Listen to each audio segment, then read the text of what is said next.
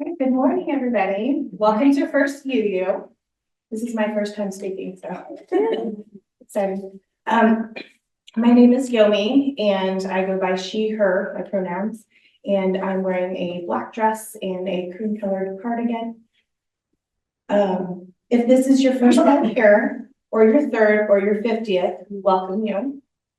Let us begin by acknowledging that we are gathered on the traditional territory of Niukanska people, known sometimes by the Osage.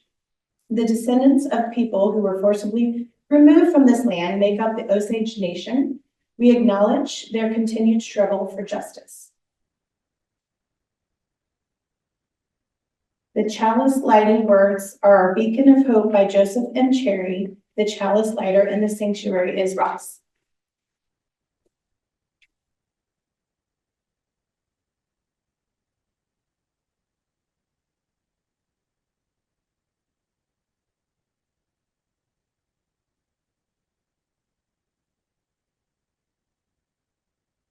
As we gather together for worship this morning, being both near and far, we light our chalice, as we do each week. It is a symbol of our faith. May its light be a beacon of hope for the many, those who feel lost, those who feel threat, those who feel tired, those who are uncertain. May our beacon of hope help you find home, help you feel safe, give you respite, and honor your searching mind and spirit.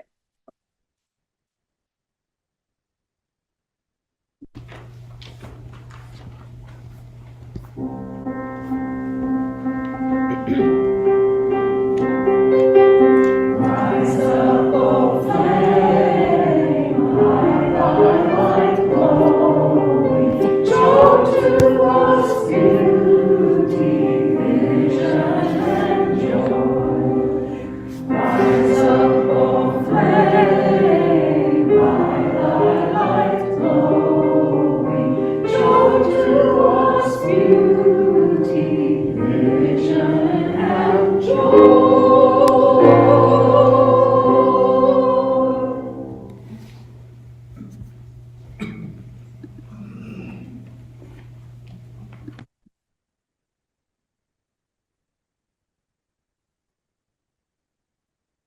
Good morning. I'm Holly, 68-year-old woman with gray hair, but inside I am so much younger than that. And I look at the mirror and go, but our opening words are "In Need of Healing" by Maureen Killerith. Welcome, you who come in need of healing. You who are confused or have been betrayed. Welcome with your problems and your pain. Welcome to your joys and your wondering. Welcome your need to hope, your longing for assurance.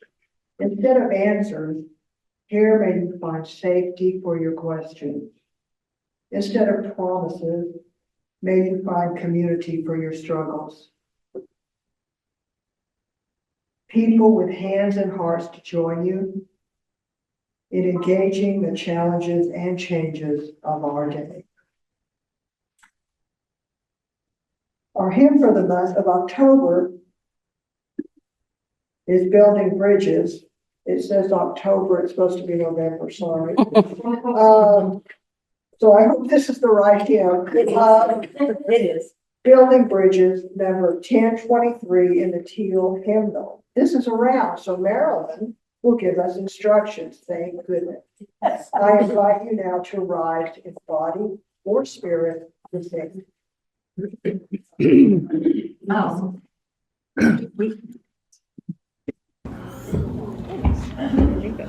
Eva's going to play it through for us first, and then we'll all sing together, and we'll divide, I'll tell you, one side and one side, okay?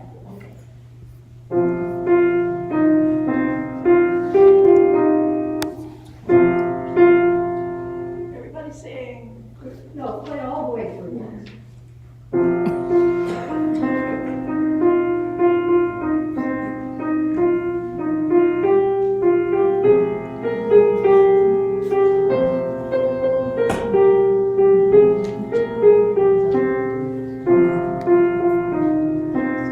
Everybody Everybody together. Building bridges between our divisions, I reach out to you, will you reach out to me? With all of our voices and all of our visions, friends, we could make such sweet harmony. This side, Building bridges between our divisions, I reach out to you, will you reach out to me? I'm building bridges between our visions, I reach out to you, will you reach out to me? With all of our voices and all of our visions, I friends, we can make such sweet harmony. With all of our voices and all of our visions, I reach out to you, will you reach out to me? With all of our voices and all of our visions, friends, we can make such sweet harmony. last time. With all of our voices and all of our visions, I reach out to me, will you reach out to me? Thank you. You may be seated.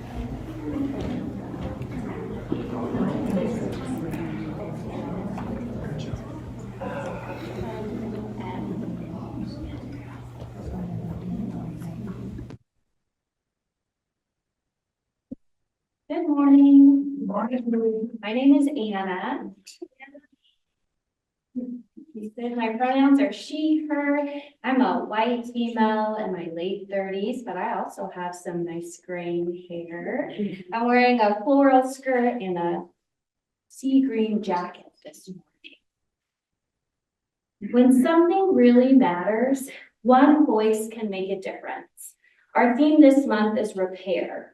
And one way we can repair not having a saying, or one way we can repair not having a say is to speak up and use our voices.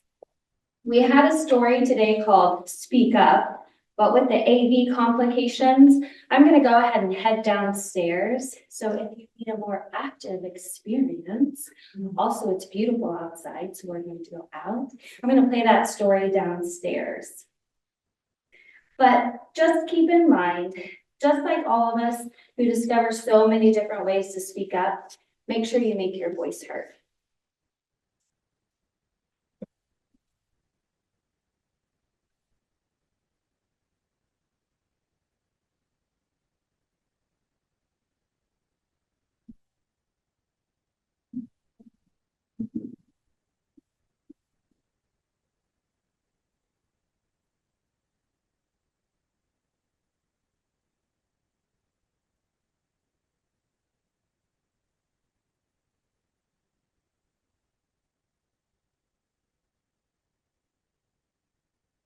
I'm Betty, my pronouns are she and her, and I also have graying hair. And I'm wearing a multicolored blouse. And it's time for our offering. The offertory today is an audio recording of Rockin' Saints by John Prescott, performed by John, Eva, and Luke.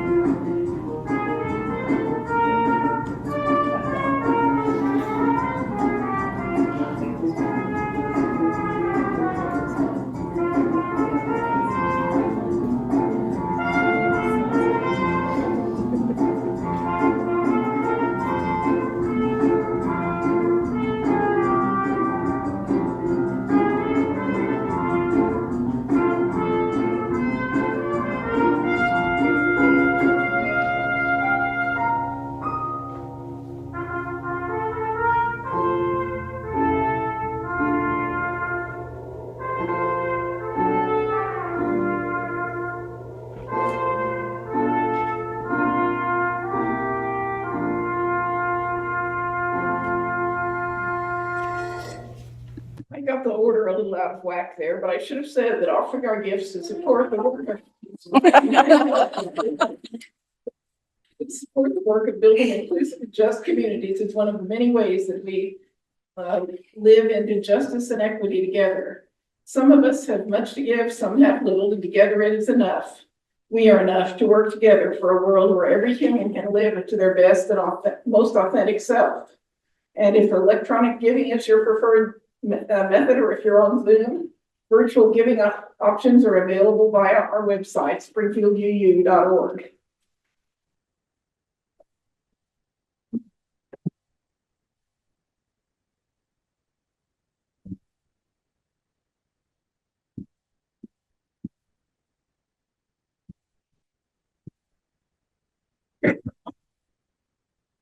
Good morning.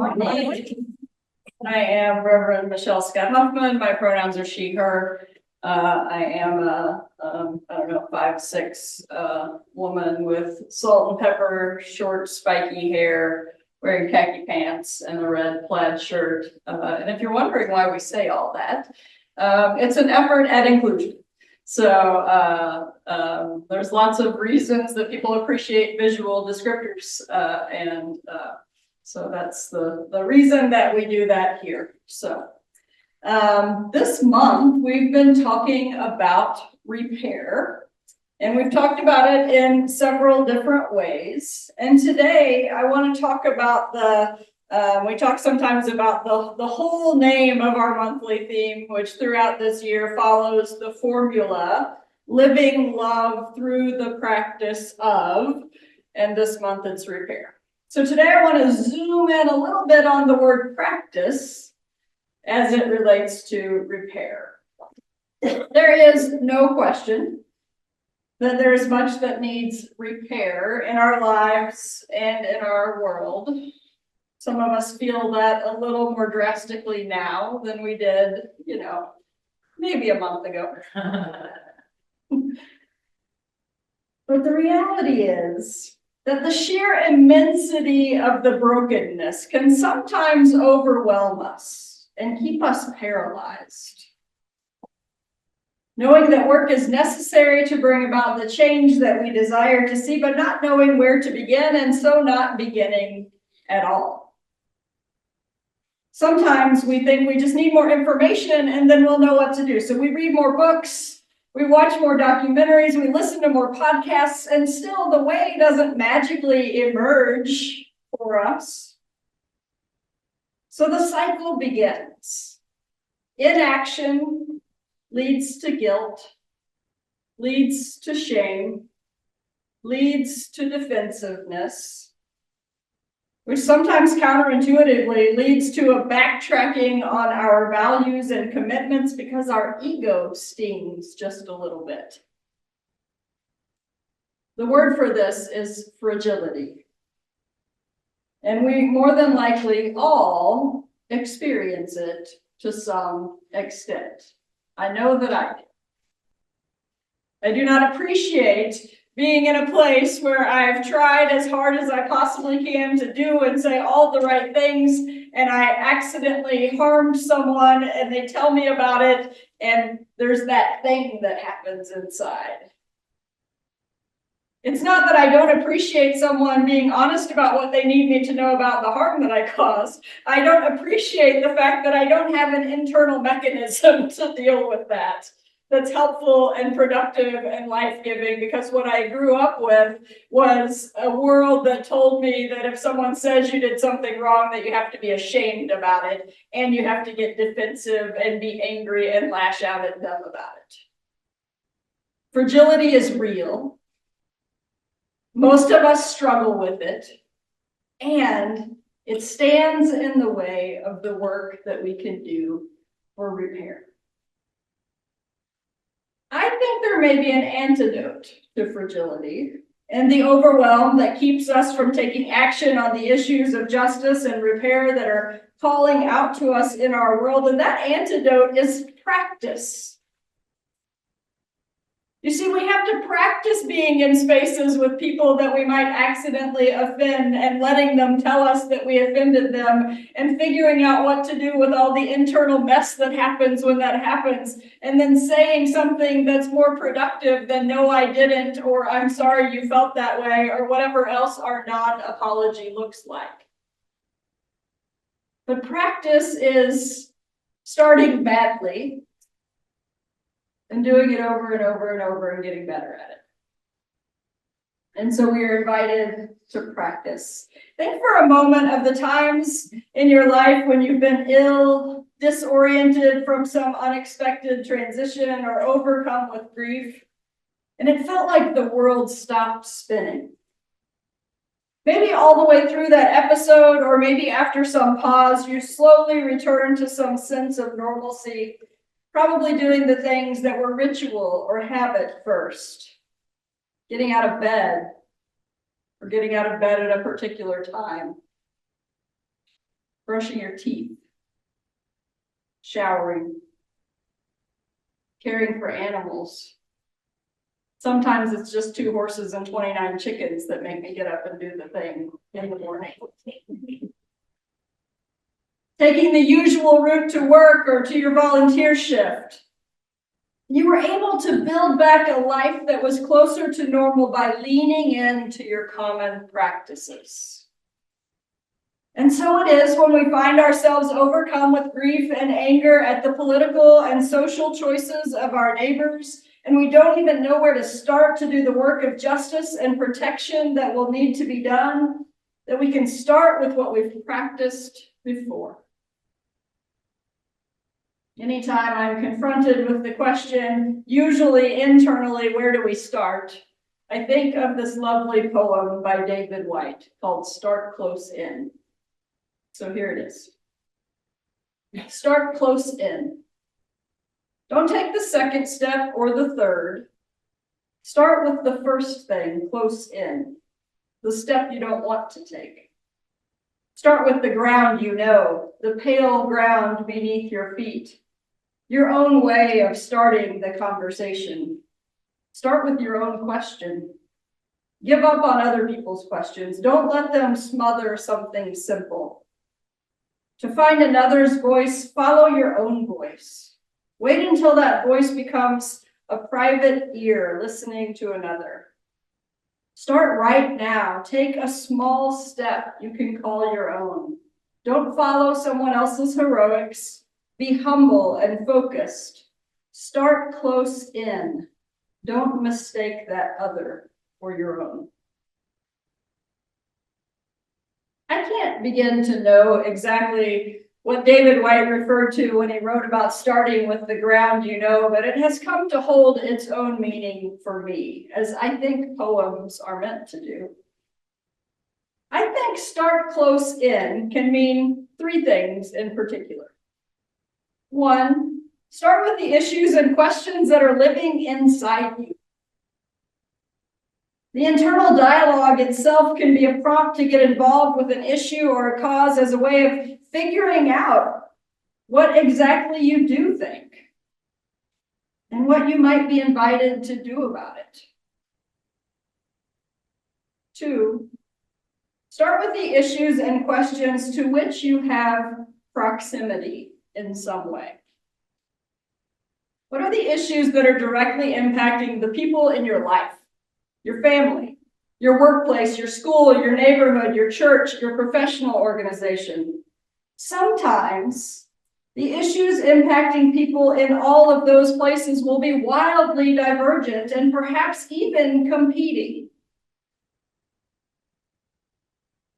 And please hear me when I say that sometimes legitimate justice issues for marginalized groups will be at odds with one another, and you will have to make hard choices. There are no easy answers in this world of making justice. And third is start with the issues and questions that lie before you. Sometimes it's the calendar or the news cycle that presents what feels like the most pressing issue in the moment.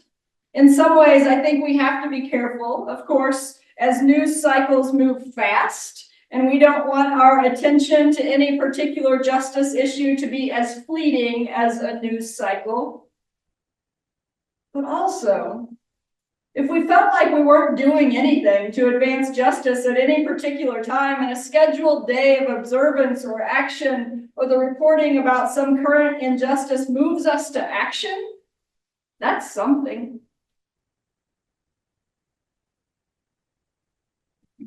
And when it comes to moving past feelings of overwhelm and hopelessness, sometimes just doing something is what is needed to get us moving again.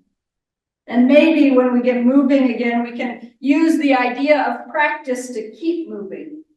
Perhaps taking advantage of Newton's first law of motion: an object in motion tends to stay in motion in the same direction and speed unless acted upon by an unbalanced force. It's us. We're the object.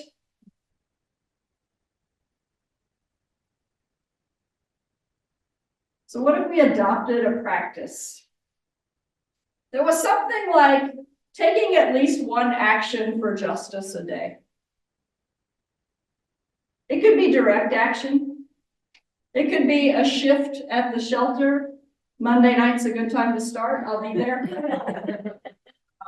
It could be advocacy. It could be showing up in the state capitol. It could be writing a letter. It could be reaching out to someone in a marginalized group and saying, "Hey, how are you?" All of those are actions that lead us toward justice, and none of them are too hard. So what if we just took one action for justice a day? It could even be getting to know someone better who is impacted by an issue that we don't know much about. So thinking again about the 3 ways that we might start close in: inner wonderings, proximity, and simply engaging with what lies before us. I am struck that for me, an event that happened this past week checks all the boxes. Transgender Day of Remembrance, observed each year on November 20th, happened this past week. And one of the things that we can do with the issues with which we have proximity is we can use the platforms that we have to lift that particular voice. And so for the rest of my time in this pulpit today, I will lift the voice of Transgender Day of Remembrance. Often it's fairly small groups of people gathered for these very moving, impactful remembrance events, and the majority of the people in our communities have no idea that it's happening. One of the ways that we can expand that impact is by amplifying the voices that are doing the work of remembrance and advocacy. What follows is a piece shared with me by our own dear Becca Reynolds, written some years ago. And in the spirit of informed consent, I do want to offer a content note here and say that in what follows, I will talk about death and violence against trans and non-binary people. do what you need to do to take care of yourself. The Transgender Day of Remembrance began in 1999, founded by transgender activist Gwendolyn Ann Smith. The first Transgender Day of Remembrance memorialized Rita Hester, who was murdered in Allston, Massachusetts. Since that early and mostly online beginning, TDOR, as we call it, has been observed near the date of November 20th each year, growing into not just a memorial service, but a national and international day of activism, education, and community. The LGBTQ family of the Springfield area has held a TDOR service for many years now. And at that service, people gather to light candles and to honor the names of family members lost to hate and violence in the last year. Professor Jennifer Boylan, the co-chair of GLAAD's National Board of Directors, recently wrote, "I want this world to be one in which everyone is loved, in which no one is afraid to speak their truth, in which flickering candles are symbols of hope and joy, not loss. I just can't take it anymore." Becca quotes from Gwendolyn Smith's own words on the Day of Remembrance. "Lives are at stake every day. Gender variant people have come to learn this sad truth. But anyone, anywhere, at any time can be a victim of anti-transgender violence. One need not identify as transgender to be victimized, but anyone merely perceived as being not masculine or feminine enough for their attackers is at risk." Cases of anti-transgender violence have affected people of all ages, from newborn to elderly, and go across all sexual identities, races, particularly trans women of color, and socioeconomic backgrounds. There's no magical way to be protected from anti-transgender violence. The Day of Remembrance is a day of solemnity. It's a day where we remember those we have lost, when we mourn, and when we consider that we live in a world where we or any of our friends could very well be the next name on the list. We know that we live in a time where the right to live our genuine lives without fear of murder is far from guaranteed. Our world is still a violent one, and we still have a long way to go to see anti-transgender violence wiped out.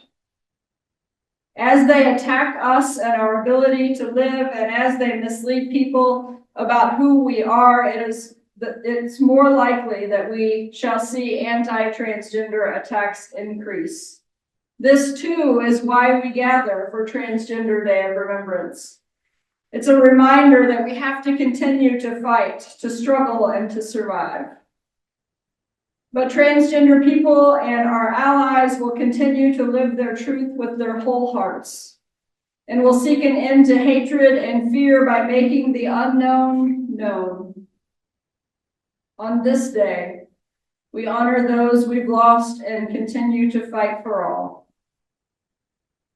And now I'm going to read the list of those who have died here in the US since last year's Day of Remembrance. There are 32.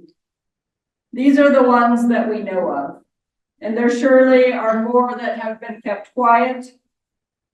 There are also many more who have died in other ways that are directly related to their trans or non-binary identity. We hold their lives and those who love them in our hearts as well.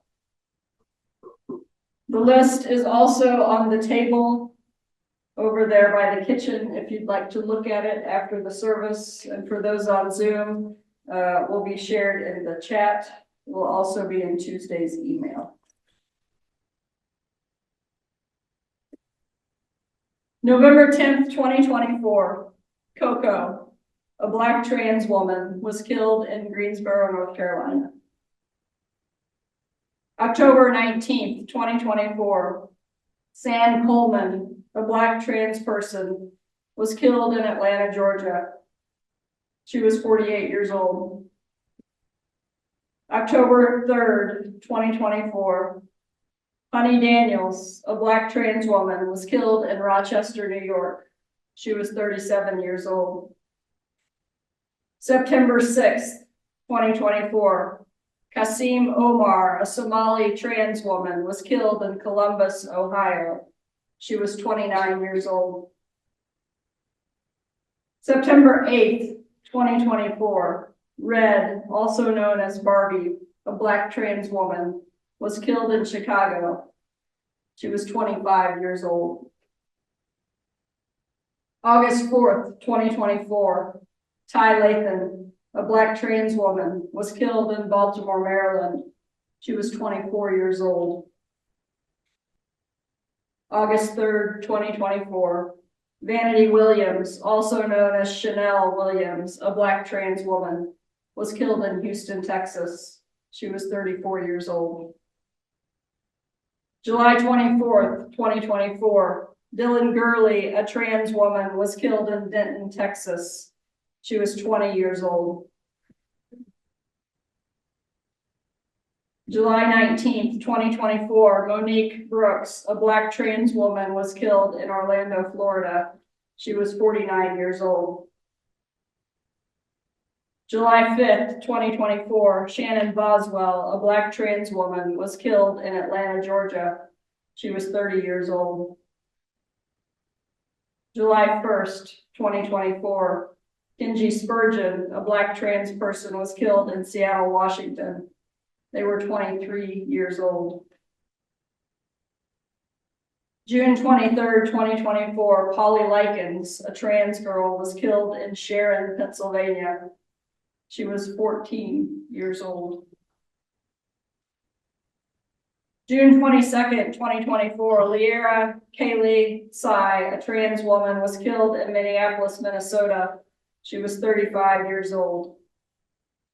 May 7th, 2024, Tay Dior Thomas, a Black trans girl, was killed in Mobile, Alabama. She was 17 years old.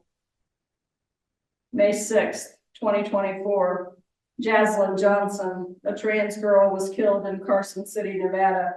She was 18 years old. May 3rd, 2024, Ida B., a Black trans woman, was killed in Kansas City, Missouri. She was 46 years old. April 22nd, 2024, Andrea Doria dos Passos, a Latina trans woman, was killed in Miami Beach, Florida. She was 37 years old.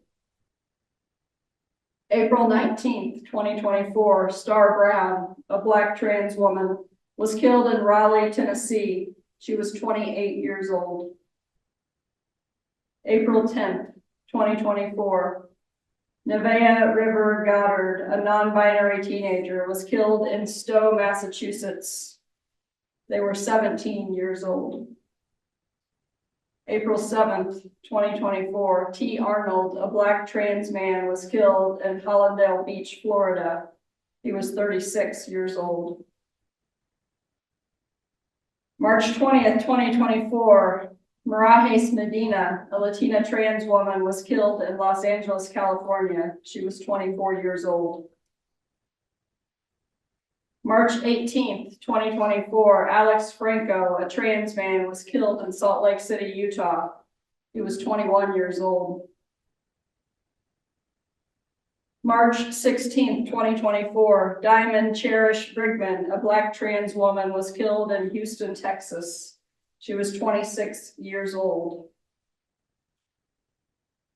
March 8th, 2024, Reina Hernandez, a Latina trans woman, was killed in Renton, Washington. She was 54 years old. February 8th, 2024, Nex Benedict, an Indigenous non-binary teenager, died in Owasso, Oklahoma. They were 16 years old. February 2nd, 2024, Africa Paria Garcia, a Latina trans woman, was killed in San Juan, Puerto Rico. She was 25 years old. January 26, 2024, Sasha Williams, a Black trans woman, was killed in Las Vegas, Nevada. She was 36 years old. January 1, 2024, Kitty Monroe, a Latina trans woman, was killed in Phoenix, Arizona. She was 43 years old. December 30, 2023, Lexus Walker, a Black trans woman, was killed in Hampton Roads, Virginia. She was 43 years old. December 27th, 2023, Megan Riley Lewis, a trans woman, was killed in Bel Air, Maryland on December 27th. She was 53 years old. December 24, 2023, Amber Minor, a Black trans woman, was killed in Raytown, Missouri. She was 40 years old. November 29, 2023, Savannah Williams, an Indigenous Latina trans woman, was killed in St. Paul, Minnesota. She was 38 years old. That was 9 days after last year's Trans Day of Remembrance.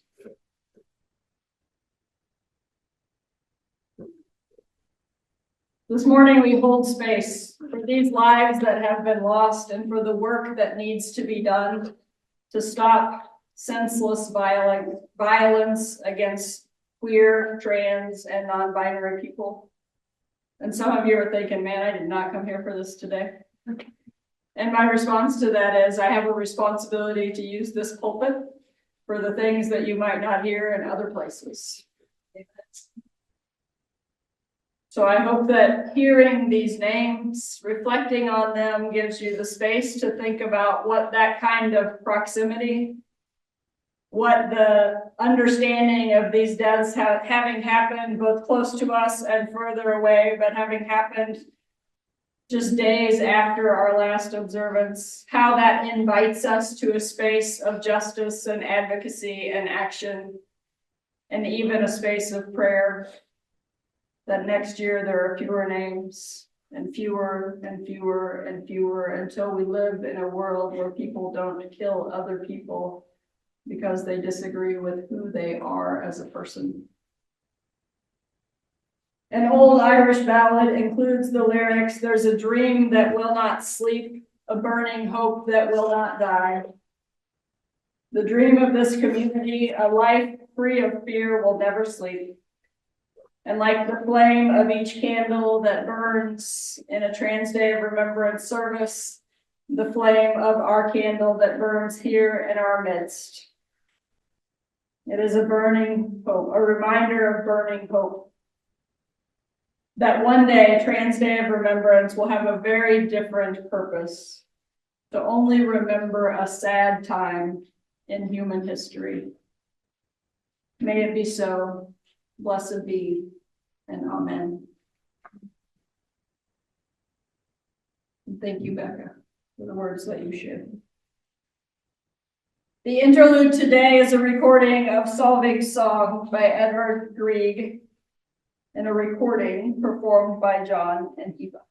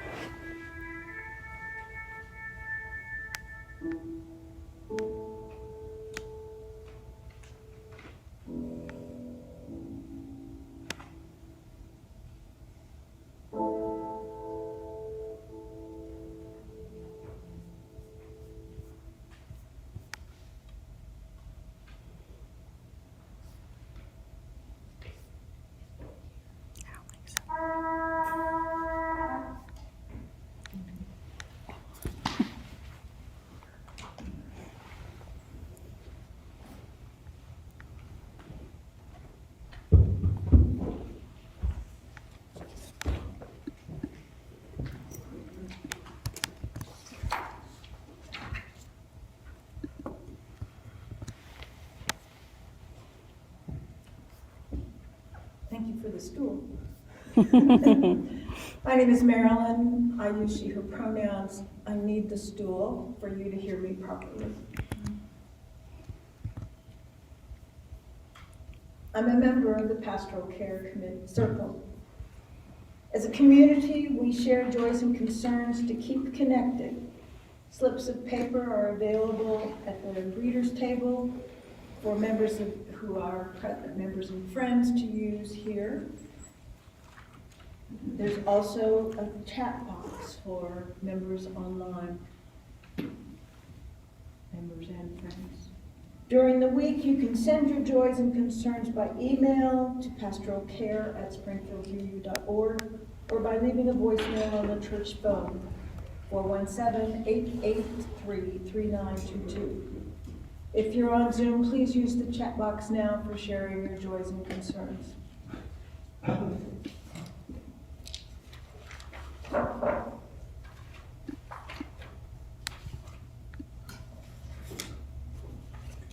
All of these joys and concerns will be included in the members' email on Tuesday. We honor each joy or concern with a lighted candle, a symbol of the love we as a community offer for each of these joys and concerns. This morning, Becca will be lighting the candles. Living love through the practice of repair. Our first instinct might be to think this would require fixed like new, which some have dubbed the Humpty Dumpty dream. Trying to perfectly repair everything is a tall order. Instead, we could consider the Japanese practice of kintsugi, an artistic practice which uses gold to mend the broken pieces back together. Instead of perfection, you have restored function and a new beauty which highlights the mending and the new whole. May we be moved toward a practice of repair that values the resiliency and beauty of mending. And now, as we begin this time of sharing, know that though we are in separate physical spaces, we are together in beloved community. To begin, we hold in love all of us, those present and those absent. We light a candle for our church community.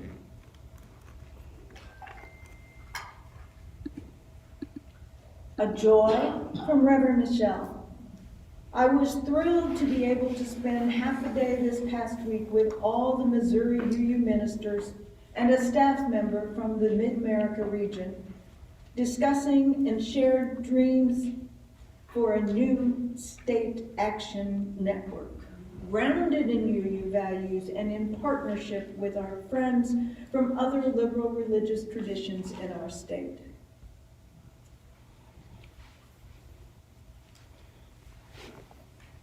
A joy, I don't know yet, a concern from Steve Samuelson, concern for my refrigerator that decided to fail and then came back for now. I understand that one. A concern from Tina, concern for Eileen McKenna, who will have shoulder replacement surgery tomorrow, which unfortunately is her birthday. Oh, both of you. Oh, Elaine. A joy from Ross and Kay. 42 years ago, Ross and Kay were married at the old UU church on Seminole. That's it. Yeah. And I know there was at least one in the chat.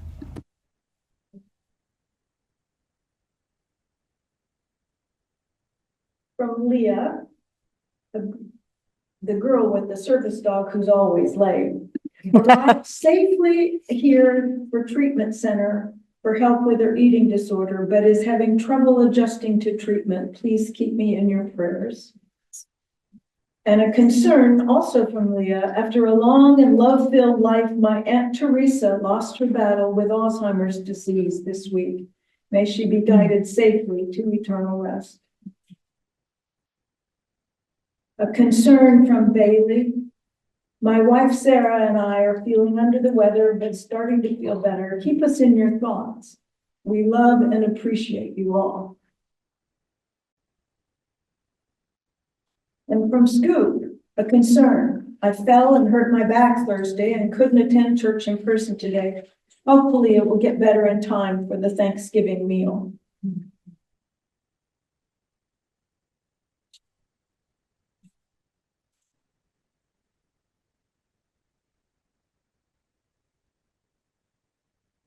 In conclusion, we honor the complex and heartbreaking struggles of our world. We light a candle for all who are impacted.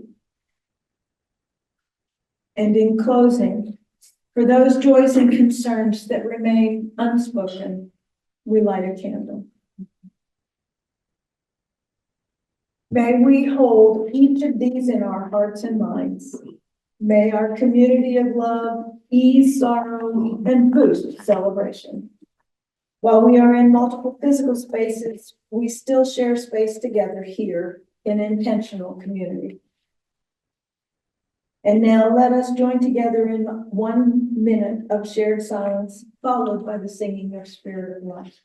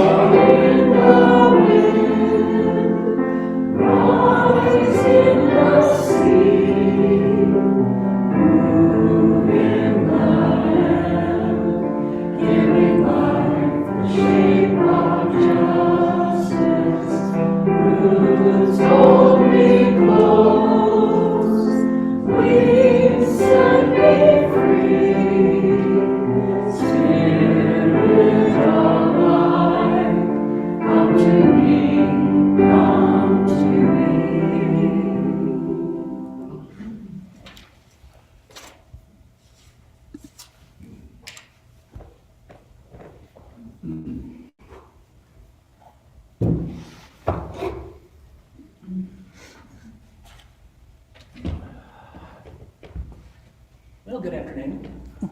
By about 2 minutes. I'm Becca Reynolds. My pronouns are she, her, and hers. I'm a redhead in a teal colored silk blouse and black leggings. And I'm a member of this church, and I am an out and proud trans woman. And I'm very proud of my community for helping us honor that solemn holiday today. Today's closing words are called Practice Repair.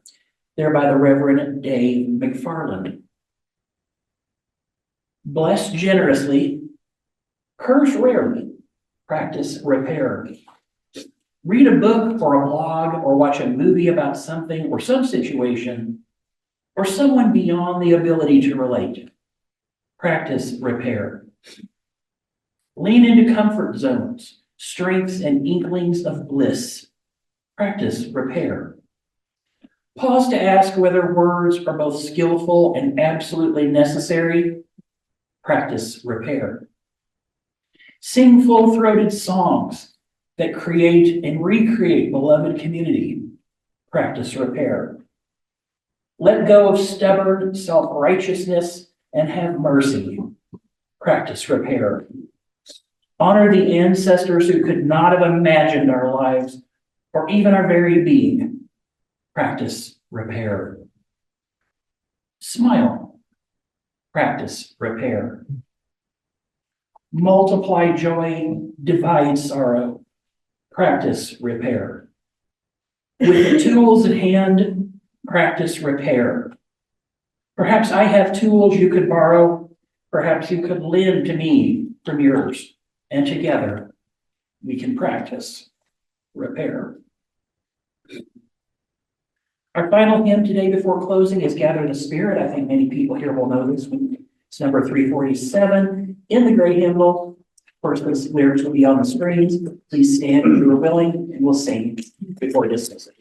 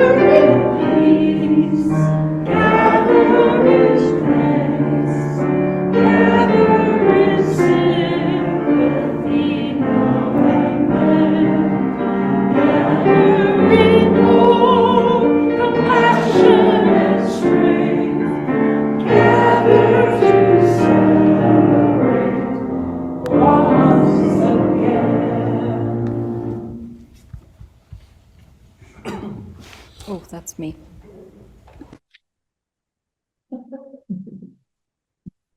Hello.